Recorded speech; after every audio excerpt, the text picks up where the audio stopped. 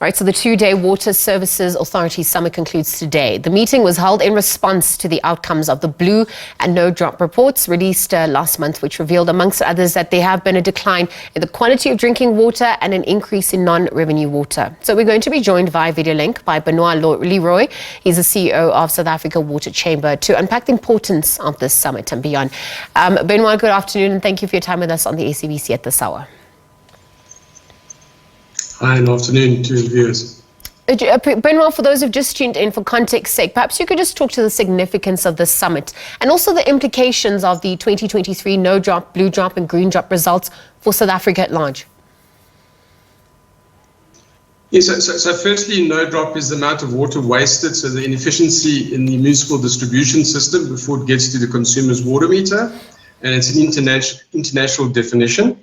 The blue drop is the quality of water that is in those distribution systems, and the green drop is the quality of sewage that is discharged into the receiving environment, which is lakes, wetlands, the oceans and the likes. It's not just the quality, it's also the, let's say, the state of the assets and the way the assets are managed and etc. But the quality is a big determinant, in that. The local authorities or water service authorities, which are district municipalities, the metros, and we have 144 of those, and 8 of which are metros, and they have a constitutional obligation to distribute water in an efficient, humanly safe manner and to discharge sewage from the sanitation systems in accordance with the regulations. So local government is the sphere of government that is responsible for meeting these criteria. National government, where the Minister of Water and Sanitation and his team sit, is really the custodian of water, is also, they generate policy and let's say legislation and oversight through the provinces.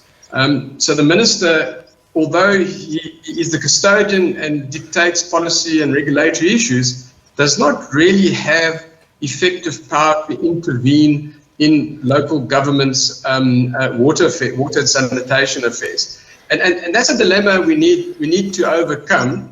And he's been very emphatic in the summit that municipalities are not performing, and over 60% not delivering water to the right qualities, etc., etc. So without labouring it too much, is that we have two spheres of government with the provinces in the middle, and one begs the question, where do the provinces fit in? Each with their own obligations, but they're unenforceable.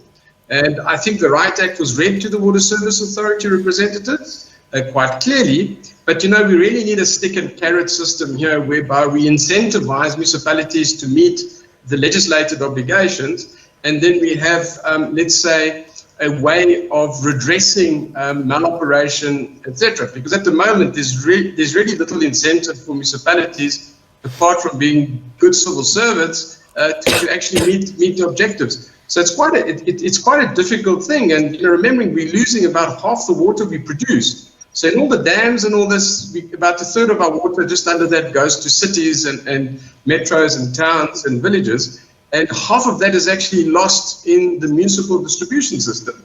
And we're trying to build new systems to feed it and access new water, but we've got this leaking bucket syndrome. So it's a dire situation because we don't have extra water in reality, and we've probably got less water, although at the moment we've got floods and we have excessive water, but that water, generally speaking, is destructive and lands up in the sea very quickly, so it's not harvested. Benoit, thank you very much for that context. I wanted to look at the main causes of both good and poor performance. Is there enough political will to address the issue at hand? And just looking at the important issues that need to be included in the action plan, what comes to the fore as we're speaking? So water assets need, like any asset, like a vehicle, you need to spend, and in water it's between 5 and 10%. The norm is around about 8%. It's a global sort of guideline of the asset value every year to keep it in a functional situation. We're not doing that. So that's the first thing. So there is money in the system because we're wasting half of the water. So there is money in the system to actually do that.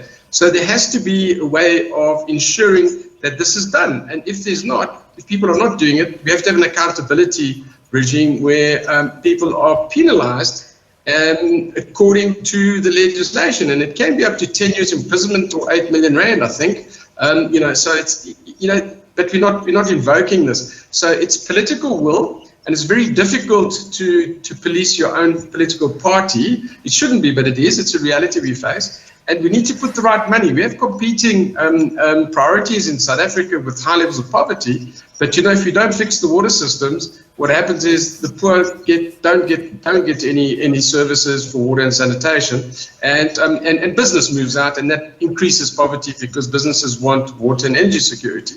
So it's political will, definitely, but we need to find an accountability measure whereby if you don't perform, you pay the penalty. And you cannot work again in the municipal sector if you don't meet these things. So we need to criminalize these, I think, to an extent, to make sure that there's incentive to perform, and it's good to have a good performing municipality, and we do have quite a few of those. But if we don't perform, we have to have redress. And I'm not too sure what the answer is, but the minister is starting it. So the good thing is that water is a topic. It has to be sorted out, and it's quite a dire situation as we see in the big metros at the moment. Well, Benoit, speaking about accountability measures, the necessity thereof, and also implementing incentives for those who are performing and are going to perform as a result, I wonder how we can look at some of the best practices, some of the collaborations that also exist to mitigate against the water wastage, but also what are the support mechanisms on offer for those who are struggling, they are critically performing at this juncture?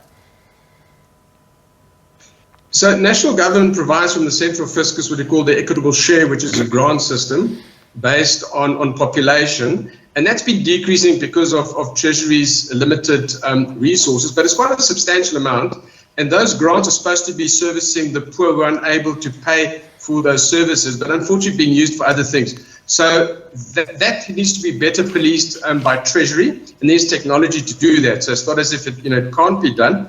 Then you've also got a certain amount of grants that come in through for bulk waterworks, bulk pipelines, etc., which also come from Treasury, but separately, and those are applied for, and those should be more conditional, so subject to, and we find them underspent generally because there isn't capacity. So we need to do that. But there's also within COPTA MISA unit, the Municipal Infrastructure Support Agency, but there's just too much work for it to do. We have the Water Partnership Office, which has been set up within the DBSA, the Development Bank of Southern Africa, to try and help do project preparation. So where municipalities are struggling with technical and financial resources, to programmatically put some of the solutions together. That was a CEO or general manager was appointed late last year. So that is busy happening. So there are measures happening. We're just not getting the traction yet. So I think we know what to do, but we still need, the incentives I think are there. We still need that stick to have it in there. We also have support from international agencies who do put in money into, let's say, developing water security. So the Green Climate Fund, which is an international fund, has put money into the Water Partnership Office, over 4 billion rand, to do project preparation.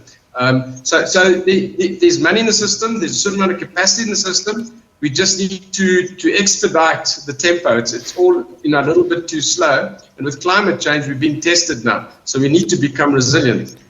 While water security definitely tops the agenda, I'm also looking at the knock-on effects, the issue of health hazards that also come to the fore given the poor quality of water. But we've run out of time. Perhaps it's a conversation for another day. We'll leave it there for now. Benoit Le Roy, thank you very much for joining us here on the SABC, CEO of South African Water Chamber, unpacking the importance of the summit that is underway. It's a 2-day Water Services Authority Summit that concludes today.